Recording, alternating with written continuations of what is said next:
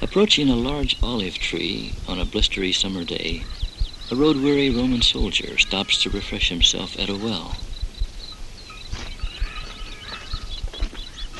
You down there. Do you mind if I come down and rest?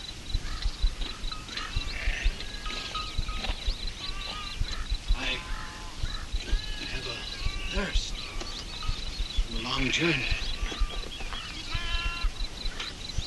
Do you mind if I have some of this water?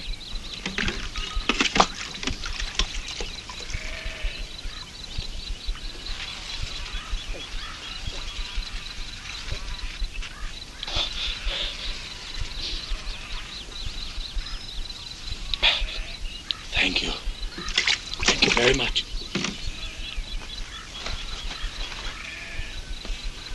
You wonder at me, a Roman soldier, so far from Jerusalem alone. Now you wonder no more than I myself. The happenings of the past few days have been enough to water the courage of any man. There's the dust of the road upon you. You came down from the hills there. So you are not in Jerusalem, and do not know, of course, that the world's been turned upside down. Well, come and rest here with me for a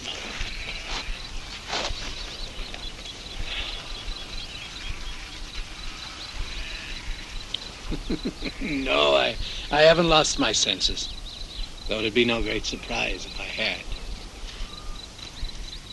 I was there. I saw it with my own eyes. I saw the darkness settle like the coming of night, though the sun rose high in the heavens. I heard the thunder and felt the earth quake beneath my feet. I was in the company that took Jesus.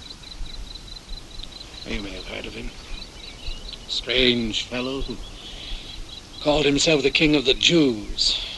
Oh, we had great sport. I plaited a crown of thorns on his head, and another threw a robe of scarlet about his shoulders. When the mob began to clamor for him, we brought him out, clad in his kingly garments. I was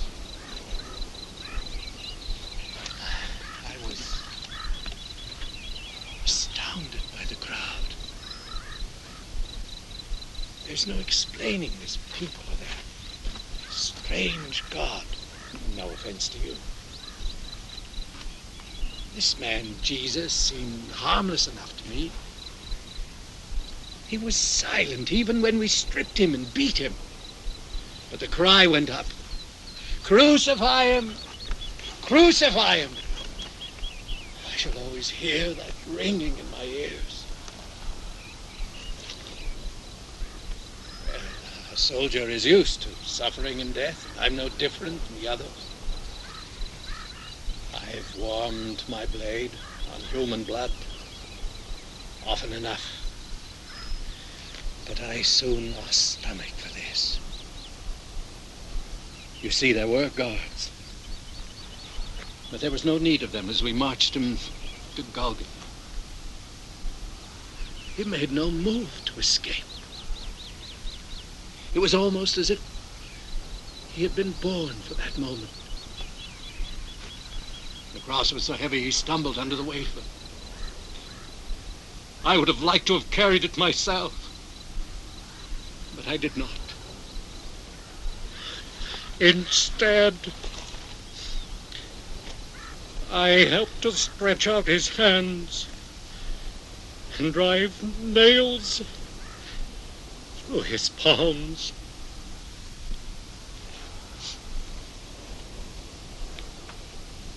And then the darkness came. Oh, it was different from any darkness than I have ever seen or expected to see again. One moment the sun was shining, and the next it was so dark that I could scarcely make out the dying figure on the cross. My stomach began to crawl within me. There was a small group of men. and women standing off to one side looking at him with longing eyes as they wept quietly. Or they must have been relatives if he had any, and a few followers. But that bloodthirst mob continued to taunt and rail at him. "Save yourself!" they shouted. "Come down from there!" I'd not been surprised had he stepped down from that cross and smoked them all dead with his bare hands. His hands. I can still feel the cold sweat upon them. The tendons tightening in his wrists as the spikes tore through his flesh. Forgive me if I seem to ramble down here. My mind is jumbled and twisted until I scarcely know what I'm saying. I have seen brave men die before. I've heard their bitter cursing, their screams of terror. Never have I seen another like this. His face twisted with pain. Yet he did not so much as lift his voice, excepting near the end. Then he raised his head with an almost superhuman effort and loudly called, "Father, forgive them, for they know not what they do."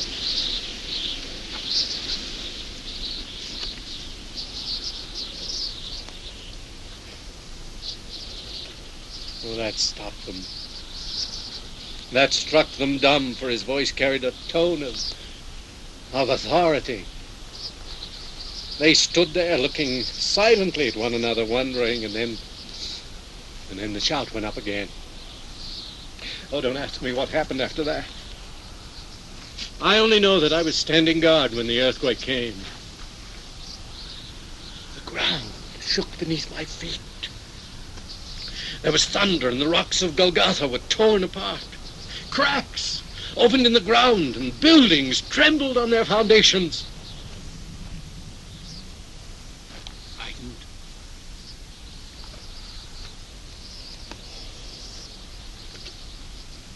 I was so frightened at that moment that I could not reason. And I realized I'd never known fear before. I was suddenly overwhelmed with a mad desire to flee. I forgot all my training, all my loyalty. I wanted only to get as far from that cursed spot as possible.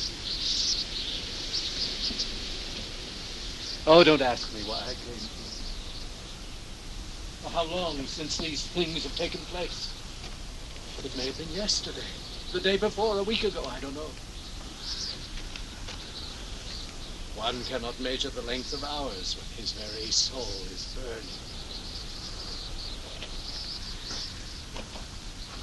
I know now, for a truth, that this Jesus was the Son of the living God.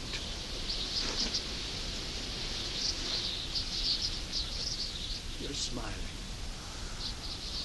There's nothing about which to smile.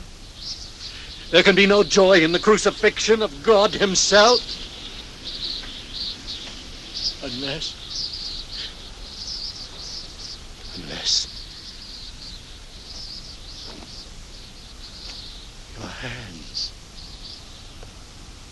your hands, they're pierced. Oh, merciful God.